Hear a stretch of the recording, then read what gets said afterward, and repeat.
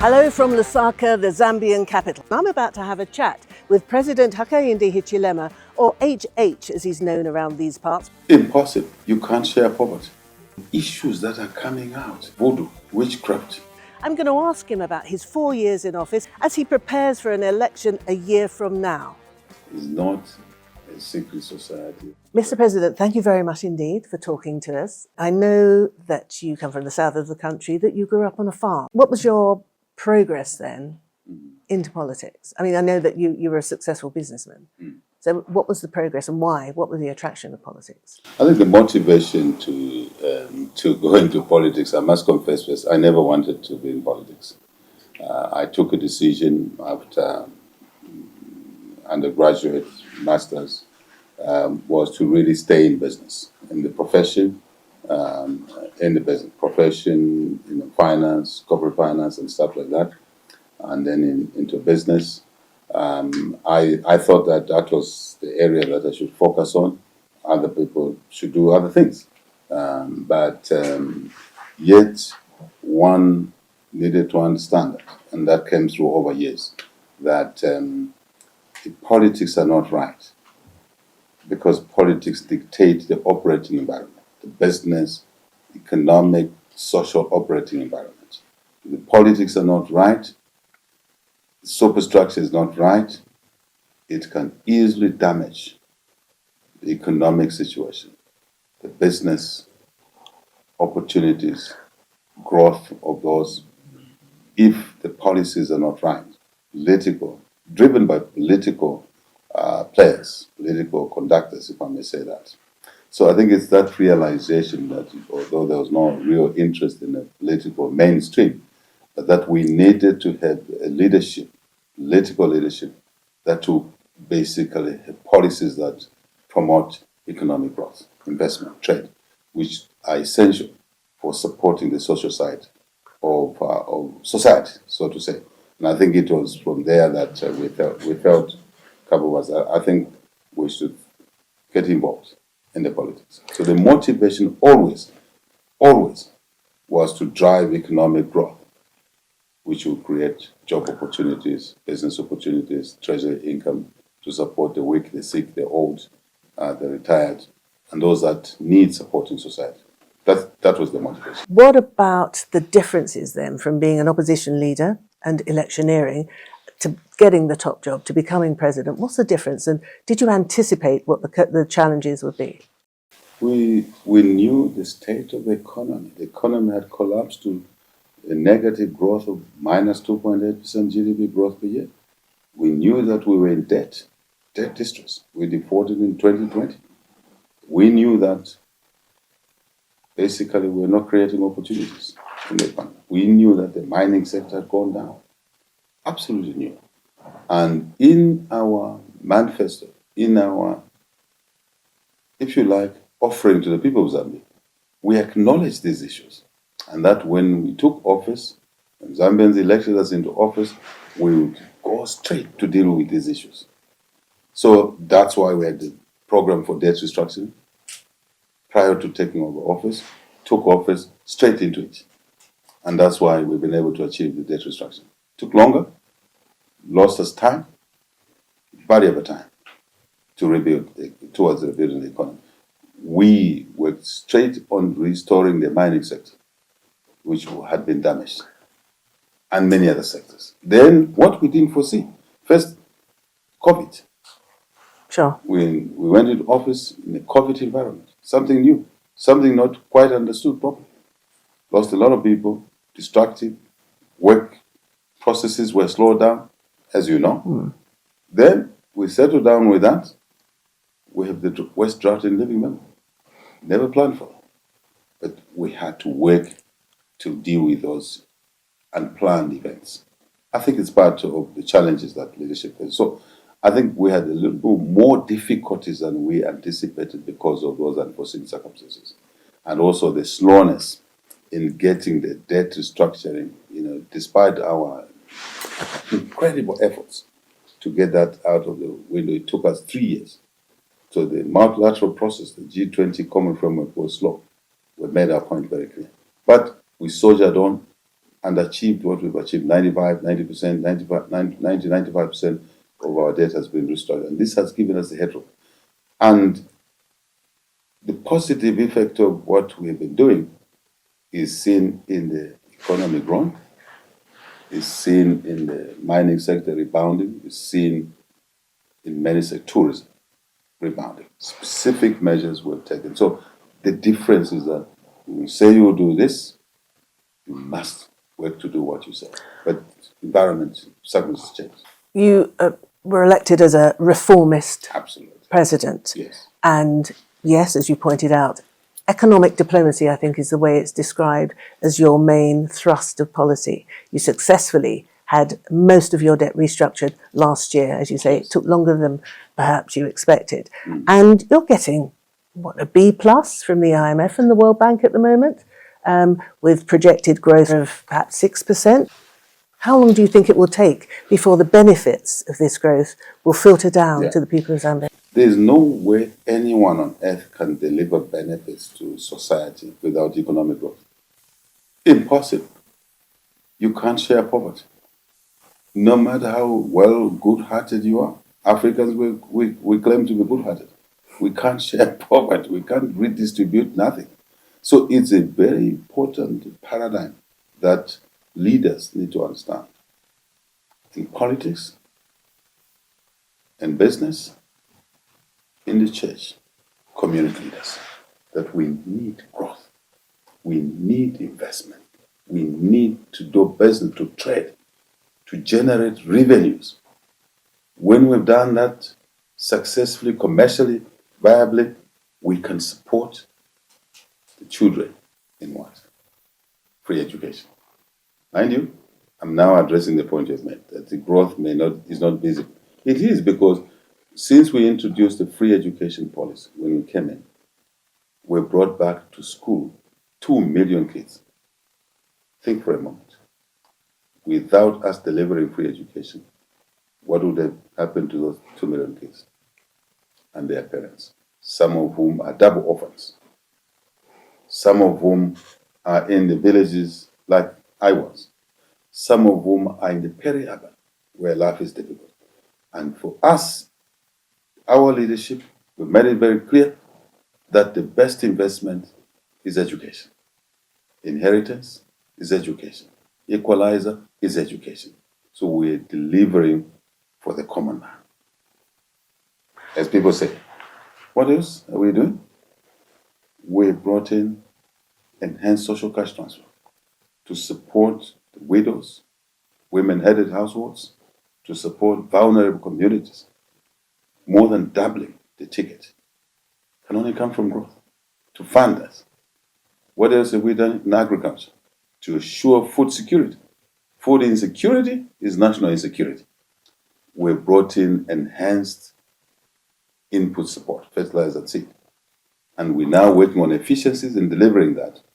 And the results of that are visible. Shortly after the West Drought in living memory, this year we produced the highest quantity of maize since independence. What does that mean? Increased supply of food? Does it? Does it mean, or is it for export? You can't export without leaving your families hungry. First, our priority is for domestic consumption. Let me give you figures, if it helps. Sometimes journalists don't like figures. But let me give you figures. It's because context is important, right? Our domestic staple food is maize, melamine, mishima. Our domestic consumption is 2.7 million tons. Human and animal consumption.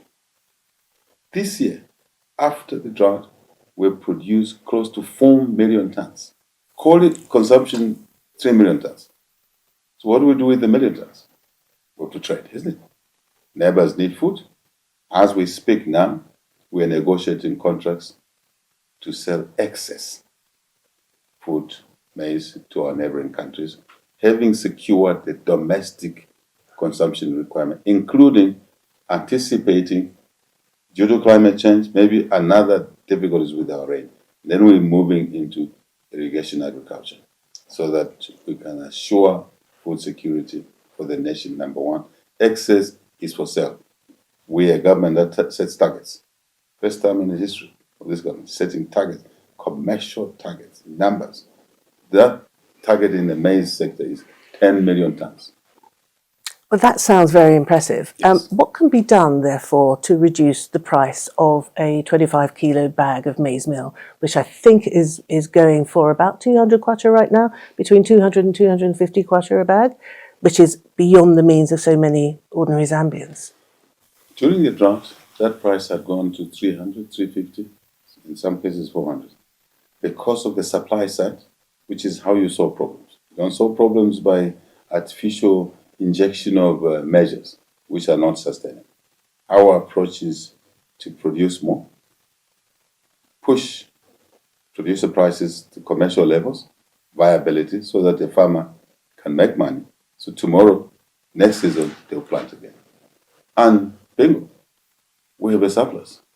Just from there. Now, when we have a surplus, it means supply outstrips demand. Then the prices are coming down. That's the reality. The prices are coming down. That is how we know how to solve that problem. A situation of shortage versus a situation where you increase availability and the prices begin to come down is the corrective economic formula, not otherwise. Anything you do otherwise is not sustainable. But we also see ourselves as God's gift in terms of our location, geolocation, land linked, and the agronomic conditions allow us to produce food, to be a food basket, not just for ourselves, but for the region. And we're working towards that. Those are the IMF and World Bank reports, while giving you a glowing account of your performance so far, talking about fiscal discipline and everything. Yes, everything. We all want to hear that. But they also say that Zambia remains incredibly vulnerable to external shocks, and as you mentioned, the drought, climate change. This is a factor. Can you talk to me about the mining sector in particular? Because just this week, whilst I'm in Lusaka, you've had a big injection, haven't you? A successful investment from the Qataris, for instance. Tell us more about that. To grow the economy, growth and more growth, we need to attract investment. And so attract investments in mining. As you are aware, we host critical minerals of the economies of the future, greener economies, copper, cobalt, nickel, manganese, lithium-based, and others. So we are attracting investors from within the country, domestic investors, from the region, SADC and Africa, from global community, to invest with us in joint venture. Mark my words, to invest with us in joint ventures, so we can then extract these minerals responsibly and sustainably, including ensuring that we don't damage the environment. Yes, and I'd like to ask you, how significant then is the Solwezi development that you opened just this week? How significant is that in terms of your ambition to increase the production of copper, 3 times by the year 2033? So how significant is Solwezi? Extremely important. That's a firm company called First Quantum Minerals, who are invested in a mine called Kansanshi Mine, Solwezi. But they're also invested in the largest nickel mine on the continent of Africa. It is already in production within the Solwezi Kalumbila area, and another copper processor. This is now, because of this investment, this mine was to shut down without these measures we've given you since we took office. We didn't take office. This mine was we should have shut down 2 years ago. But because we attracted the investment, because that's our agenda, we were able to attract more investment in this mine by the existing investor to raise capital from the international market, measure of confidence, which they couldn't do before we took office. And now, First Quantum will increase its production of copper to between 450,000 metric tons to 500,000 metric tons. That's what this project means. Increased production, more jobs, more business opportunities, supply chains, to local suppliers in the mine. But more important, down to your question, we now have one mine that will give us 500,000 tons of copper towards our 3 million tons. You can work your numbers. This is significant, extremely significant. Coming up on Africa Here and Now, find out what President Hichilema said when I asked him if the whispers about witchcraft are true. That's all. There's no malice. There should be no issue of witchcraft. I'm particularly interested in the beneficiation side of things, because that, of course, is what every African country is having to contend with. Instead of just pulling the raw materials out of the ground and selling them, it's about adding value. How far are you getting along with that, and how important is that, particularly in Solwezi? It's extremely, your question is very important, aligns with our agenda. As part of the expansion of this mine in Solwezi, we call it, the project, we call it S3. That is at the consumption mine. You asked me what benefits. I said production, quantity of copper towards our target of 3 million tons. This year we'll be knocking on the door of 1 million tons. Never achieved in the history of this country, mining experience. Tick, we call it Kwenyu.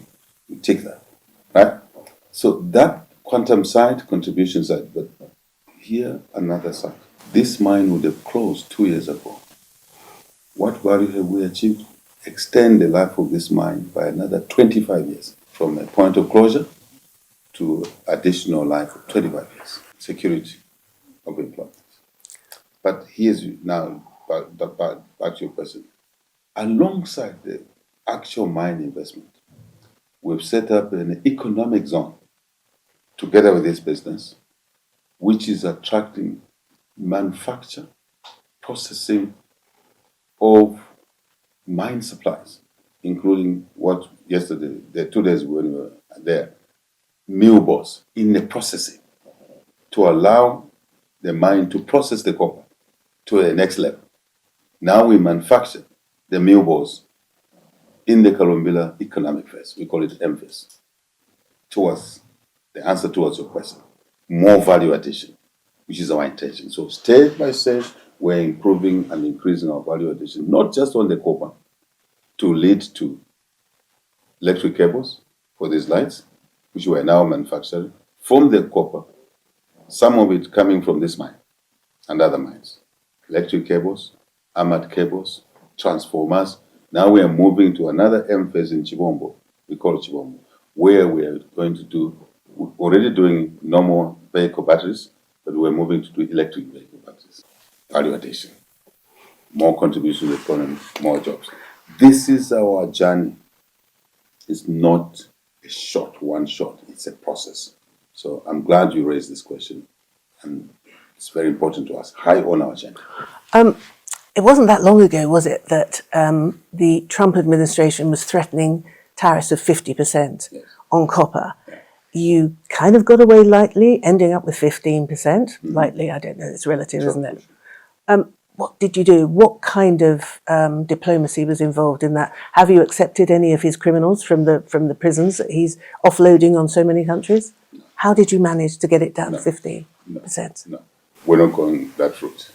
We're not going that route because we already have enough criminals around in our own systems. And remember, Zambia has been a host to the refugees that are in a situation of instability in the region for many years. We don't have to go that way. We have other avenues, other factors to consider in the negotiation process, such as what? That stability for investment, including American investments. In the mining space we're talking about, we have a joint venture with an American company called Cobalt, and we're investing $2 billion in a new mine called the Ngombe Project. And now, our argument is that the American investor has been attracted by our policies since we formed government, and they've taken a decision, business decision, to take a risk to invest in this economy only because there are opportunities to be commercially successful. We produce this copper, we process to a level that we can. When we now sell it back to America, which needs the copper for greening the economy, they've slapped a duty on us. They're slapping a duty on their own product, making it uncompetitive, higher cost. What's uncompetitiveness? Higher cost, landed cost in America. how does this help increased global trade and joint investment? No, it doesn't. I think those are the arguments we've been fronting, including the new issue on the travel restrictions, where Zambian travelers have to pay to put a guarantee of $15,000. That's not a small ticket for an ordinary person. So you're asking, how did we frame this? This is the way we frame it. That this is mutual business, mutual benefits. This is the economy now. Global economy is a global economy. It's a global village. Everybody trades with another. When we are challenged, maybe inequality in the terms of trade, balance of trade, we need to come to the table. We understand what the Americans are trying to do, what the Trump government is trying to do. We understand. But I think the important thing is to follow through what they want and the implications of what they want, positive and negative. Ultimately, we need a world that is more interwoven, that do more business together, that will assure the point you raised, our foreign policy is anchored on two portals. One, peace, security, stability. And that portal should lead us to the second one of our foreign policy, economic development, economic and social development.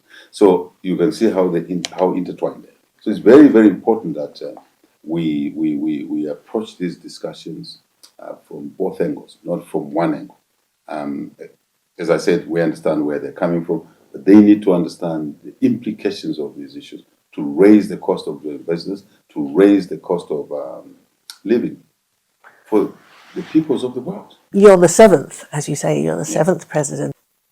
Number six, the sixth president, President Lungu, who unfortunately died in South Africa. I have to ask you this because of course, it's dominating headlines about Zambia, and that is, why is the row, if you like, over his remains? Why is this so significant for you? First, I must confess, this situation is most unfortunate. It shouldn't be like this, honestly speaking. So we mourn with the Lungu family, his immediate family, extended family of Zambians. We need to do what citizens of Zambia decided to do with presidents who they elect into office. Zambians expect when a sitting president or a former president is taken away by the Lord, dies, to be buried in a certain way and in a particular place, not two places, one place called Embassy Park here in Saga. That's where the 5 presidents that died are lying. Why? Because Zambians decided so, that they should all lie in a place where they can be close to each other and they can be remembered that way. But when they die, they must be given a decent funeral. A funeral befitting the head of state with all the military protocols, because he was a commander-in-chief. This president should not be an exception. I think that's why you asked the question. Well, only because the family have been so outspoken in terms of what they want, and their opposition to his remains being returned to Zambia. Shouldn't the will of the family be taken into consideration? Very quick answer. The will of the family, the feelings, will of the family will always be respected. But once you decide to be a servant of the people in this role, the family may be immediate, extended, call it 20, call it 1,000, call it any number. Is one side, their wish, including the dead. The larger family of 20 million Zambians have prescribed how a former president, a president must be buried. And the will of the people, public interest, in that case overrides, unfortunately, the interest of the family. And anyone assuming this office knows, even before they take office. Have we experienced this before? Yes. President Kaunda himself used to tell his children when he drove around that place, Embassy Park, when I die, Muinde Takuna. That's a local language. When I die, don't bring me here. Don't bury me. He wanted to be buried with his wife in the farm, right? His farm died. By the way, where he wanted to be buried is another prescription, the provision of the prescription of the people of Zambia. That is the former president's home, built by the state for the former president and his family. Not that he created it himself. He could have, he had other properties.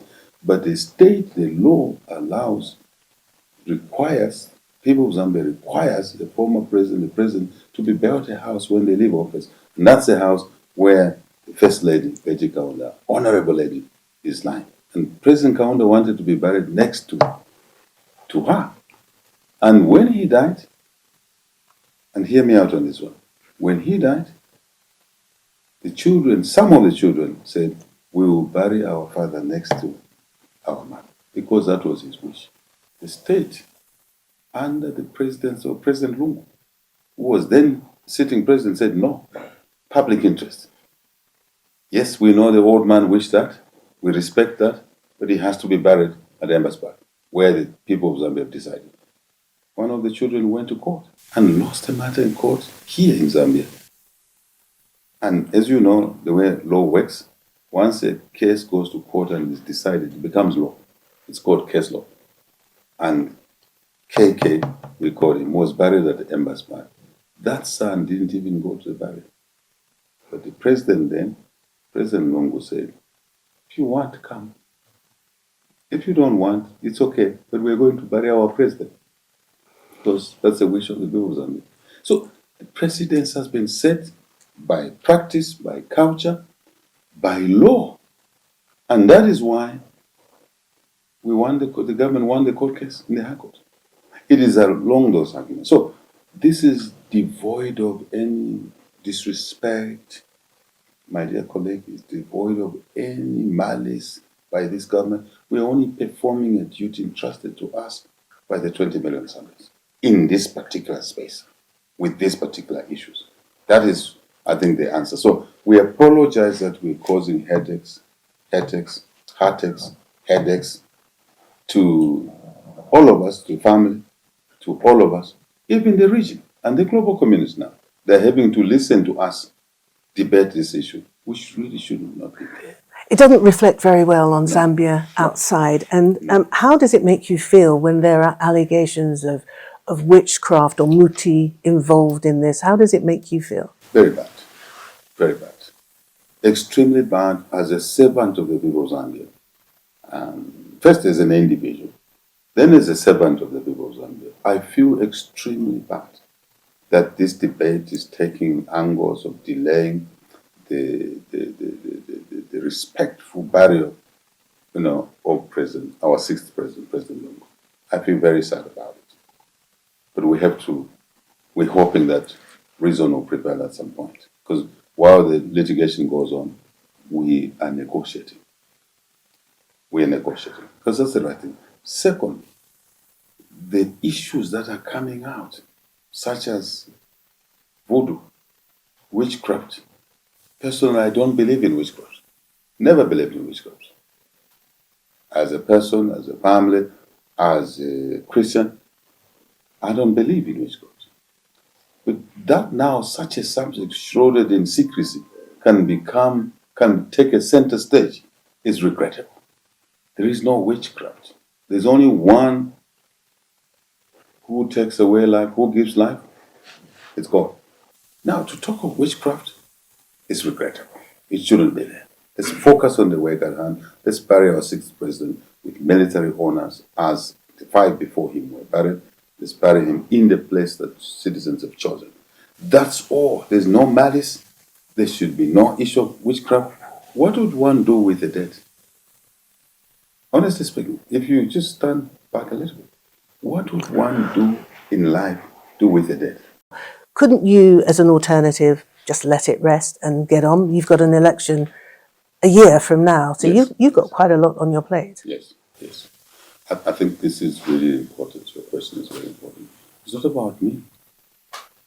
It's about respecting the wishes of those that put us in office. Who? The Zambian people. When the Zambian people take decisions, some are moral, some are customary, some are legal. The package of these decisions, when we occupy public office, we must respect these decisions. Very important. So the issue of moving on is really moving on to do what? To go where? To focus on what? The election, first economic management delivery continues. We continue to do that. The preparation for elections continues to do that. Not disrupted by this issue. The elections will take place because it's embedded in the Constitution that on the second Thursday of August in the election year, 5-year cycle, there shall be a general election. But we must honor our obligation when we're in public office. Honor our obligation to who? To the people who elect us, the people of Zambia. So I really think this will come to an end soon, quicker than maybe many expect, because we've come to the end of the road. It has to be one way or the other. But really, the wishes of the Zambians, by practice, by conduct, by what has happened, by court litigation, which is now law, it must go one way. But we're also conscious of the feelings of the family, the concerns that they have. A number of those can be dealt with, should be dealt with after an honorable burial. And we're available to do that. But we're sorry about exposing the family, the country, the region, the world to this unfortunate situation. Still to come here at Africa Here and Now, I asked the President if he's a member of a secret society. I know what you're saying. This character has been defined in so many ways in my years in opposition, including being called things that I'm not. I've been told quite often that the current political situation in the country is pretty toxic. A lot of people are suggesting that Zambia is even moving towards authoritarianism. They cite things like the Public Order Act, which on the campaign trail you promised to do away with. The cybersecurity law, you also on the campaign trail, you said it was spying on citizens and you thought that needed to go as well. You haven't done those things that you promised. And a lot of people are calling you to order and saying there are many campaign pledges that have not been met. What would you say to those people? Okay. I hear you loud and clear. You're speaking for many voices. That's what media is. On the issue of promises, it doesn't need me to recount.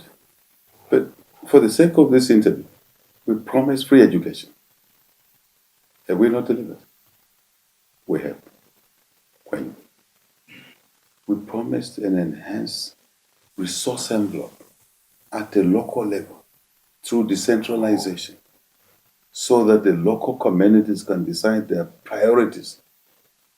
We've delivered an instrument called Constituency Development Plan. It is in our manifesto, as free education was. When we came, we said we would deliver $1 million equivalent of that resource envelope to the lowest level, away from the center, where decisions were made without recourse to the local level. We've more than delivered. We're now sitting on 1.2, let me call it in local currency. It was 1.6 million kwacha per constituency per year. It's now 36.1 million kwacha per constituency per year. And we've seen an explosion of delivery of local priorities, schools, to create more school space. Desks, kids used to sit on the floor, my dear friend. How can kids learn sitting on the floor? So now we have more classrooms built, tick. We have desks, kids sit on the desk, tick. We have water reticulation in the schools, tick. Building more clinics, health centers, closer to the people. That's what we said, tick. We building maternity wigs. You are a lady, female. Mothers, sisters, daughters used to deliver on the way to the clinic because of distances. They're closer now, with decency, running water. By the way, something that you don't feel it's sensible because you've grown up in the first world, you look like, right? Flush toilet. For the first time, we have water and sanitation in the remotest areas. A lot of our people are experiencing this for the first time. And they are ticking the boxes. So the issue of debt restructuring, it is in our manifesto. We've done it. Tick. Just a little bit. Because this is a fundamental question. The issue of, if you like, mining revival. We've just been talking about this big project. Tick the box. So arguments will be there. There is political competition, mind you. So when people say we've delivered nothing. But on the aspect of governance, which is your question, anyone who lived in this country, literally 4 years ago, will tell you that it's a sea change. The rule of law is restored. There's lawlessness here in the streets. You've been in Lusaka for how long now? Not even a week. But 4 years ago, you would have had fights in the bus stops. You wouldn't have come to Lusaka without seeing fights in the markets. There's none of that. There's law and order. We've taken what we call cadres out of the public spaces. Abusive members of political parties, including our own political party. This freedom, this space now. One can say that if they've not been aware of what was there. Benchmarking must be said, what was it? What is it now? We've improved a lot. We can go on and say other things. The issue of the Public Order Act is in Parliament right now. The processes are going on. We've removed the death penalty. There was a death penalty. And the first president had to sign the removal statute of the death penalty. I've removed what we call the criminal defamation of the president. That's why you see a lot of insults on this guy. I don't even pay attention to it. Focus on the nitty, they were gonna willingly remove that so that we don't have to prosecute citizens because of that's cyber. It's important. The cyberspace is a space of criminality if it's not used properly, isn't it? Money is being stolen through the cyberspace from innocent citizens, including big numbers in the banks. What else? Morals are being damaged. Insults on the cyberspace. Criminality. Crime is crime, whether it's physical or through the cyberspace. Every country is grappling on how to deal with the cyber issues, digital issues. We need digital for development, for efficiencies. But digital is also being used negatively. It's the responsibility of any decent government to deal with those issues. I wanted to ask you about what your assessment is, therefore, of the democratic space in this country, because, as you're aware, there's a lot of criticism saying that the democratic space is shrinking by the day. Many people are saying that. So what's your assessment of the current state of democracy in Zambia today? Facts are important. Numbers don't lie. Evidential information is there. 4 years ago, 4.5 years ago, in the campaign, I was not allowed to go to certain regions. The footage is there. The local journalists will give you that footage. Today, my competitors, they travel anywhere they want. There's no travel restriction, which I lived under, though we won an election. What else? Media. My predecessors shut down television stations, shut down radio stations. I appeared on one radio station, and the radio station was attacked physically by party thugs. I'm speaking to you because I survived, because I was taken to the roof trap and over the roof onto the next building. Footage is there. None of them has been smoked out of a radio station, as they used to do to some of us when we were in opposition. The same guys that are complaining. It's all there. You were actually imprisoned, weren't you? 15 times. 15 times. I was put in, the last one was for treason, on an account of a so-called traffic accident. Or not even an accident, traffic offense, let's call it that. turned out treason, has put it in maximum prison. Right? If truly there was an offense there, traffic offense, would you arrest the driver or the passenger? Honestly, I was the passenger. My driver was not even called in for a police interview. I was arrested. My driver was there. He's still my driver today. That, you know what this thing is all about? It is abuse of the media space to say things people want to say, but facts are there. So there is nothing of any sort of comparison. What was happening before? What is happening now? The reason you hear these things now is because it's democratic space. There is a media space. Our government has not shut a single media house because it's been used by the opposition or because they said something that we don't like. More radio stations have opened, more media houses, including electronic media. The only issues are there must be law and order. No one should commit crime in the name of democratic space. No one should cause someone to lose money through the digital media platform. There are a lot of scams. We should protect us, people. I think, madam, not to overemphasize, but I'm very happy you asked this question. We are committed to more democratic space where by-elections, let me give you an example. Other than the presidential election, where we took out the by-elections, we still have by-elections for members of parliament, for mayors, council chairpersons, for councillors. Since we took office in 2021, August 2021, we've had close to 80 by-elections. 80. None of those you can say that it was violence as it used to be. Every time we went to a by-election, in my time in opposition, I knew there was blood ahead of me. But we had by-elections only last week. I think it was last week or 2 weeks ago. A week ago. And many citizens just went about their business. They didn't even know there was a by-election because it's calm.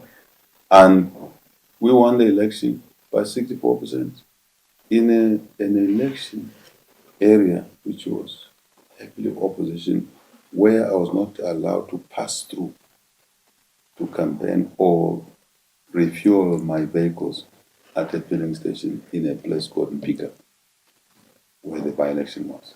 You see, the colleagues that say those things really, really must work hard to say things the way they are. So we have an election a year from now, Yes. Exactly. Yes.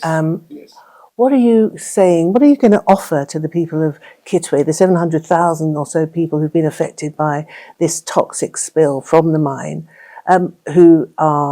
their livelihoods have been impacted negatively, and in fact their health? A lot of them are having a lot of sickness as a result of heavy metal poisoning. What can you say to them about enforcement of the regulations on the mining companies? First, that development, that situation is truly unfortunate. Truly, truly unfortunate, regrettable. That is why we are reinforcing remedial measures around that spillage. That is why we are following the laws and regulations around pollution issues. But it's about enforcement, isn't it? Yes. That's what I'm saying. On the occasion itself, on the occurrence itself, I'll return to the generic enforcement. So, work was done from day zero when it happened, day one. Liming, for example, to reduce the acidity levels, but also working on heavy metals, but also we've engaged expertise, which we don't have in-house, contracting it from outside to help us determine the extent. But so far, the water which was not fit for human consumption along the line, being tested every now and then, we're told scientifically, it is now being obstructed for treatment plants. It wouldn't have been the case if we did not put in place corrective measures. More work needs to be done on heavy metals, no question about it. and more work will be done. Where we are short in terms of expertise, in terms of capabilities, our books are open. But generically now, we are reinforcing the point of making sure that all mining is legal. 2, all mining is safe. We should not pollute our water bodies. We need that water for human consumption, for agricultural production. As it were, irrigation is important to us, given climate change, so we can assure food security. Number 2, safe mining. Number 3, by the way, when I say, Madam, safe mining, it's not just a pollution issue. It's also illegal mining where young people are going extracting metal there in an unsafe environment. So that encompasses that. Number 3, we want to formalize our trade. Gold, for example, which is a new find, lots of it in our country. We have a situation where countries who trade with us are reporting that they buy gold worth $1 billion from Zambia. We're only reporting less than 200 million. The difference of 800 million means it's illegal trade. That doesn't work in our agenda of economic growth. That money must work in the formal system. Number 4 is security. Mining areas can turn out to be like Eastern DRC. You know what I mean? Yes. We don't want our country to be doing. So we're reinforcing security measures so that a resource which should help grow and create business opportunities and revenues for our people, including young people, should not become a gun-blazing area. Executions, that sort of stuff. This is a full parameter. And we're working very hard where we need to reinforce the law, we're doing that. Regulations, we're doing that. Where we need expertise, we're doing that. So I think there's a tender which is just closed now to bring more expertise to help us on the pollution issue. But we must at the same time not be alarmists to say things that are not exactly what they are, because that's frightening communities. Mine accidents happen. In 1972, you can correct me, or 73, we had a terrible, these are young guys, we had a terrible mine accident in Mufrela, right? And that, there we lost a lot of lives under present government. But the nation rallied together to deal with that problem.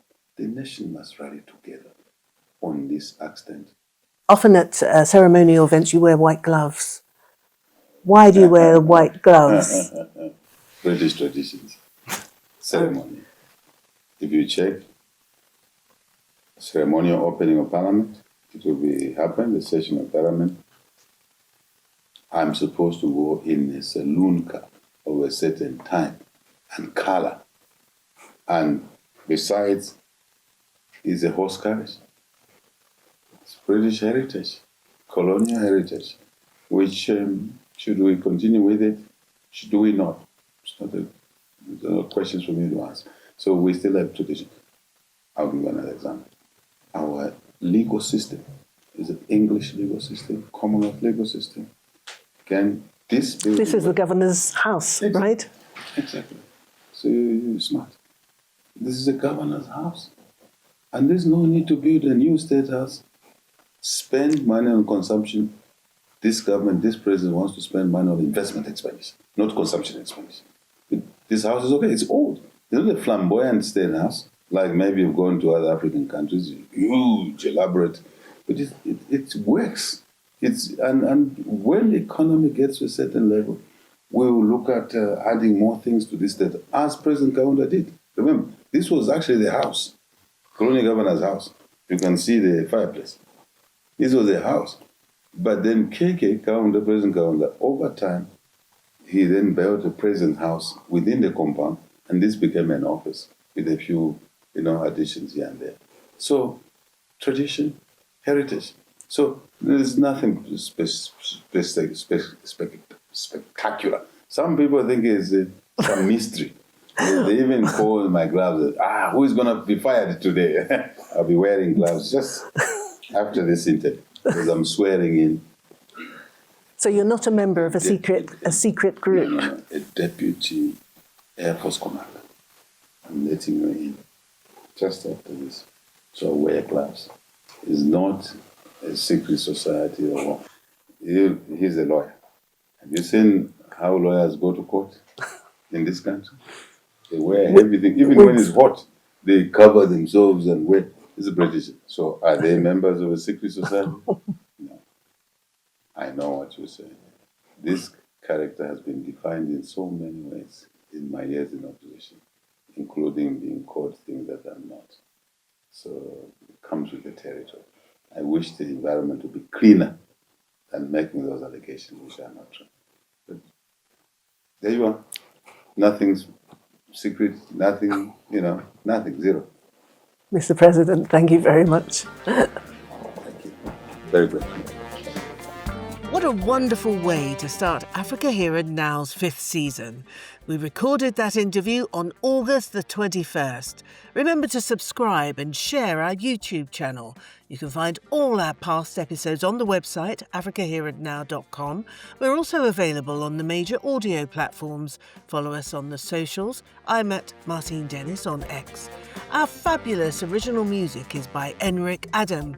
Anne Busby and Simon Elliott put everything together, and I had a super team in Lusaka, Linda, Nefas and Colligan.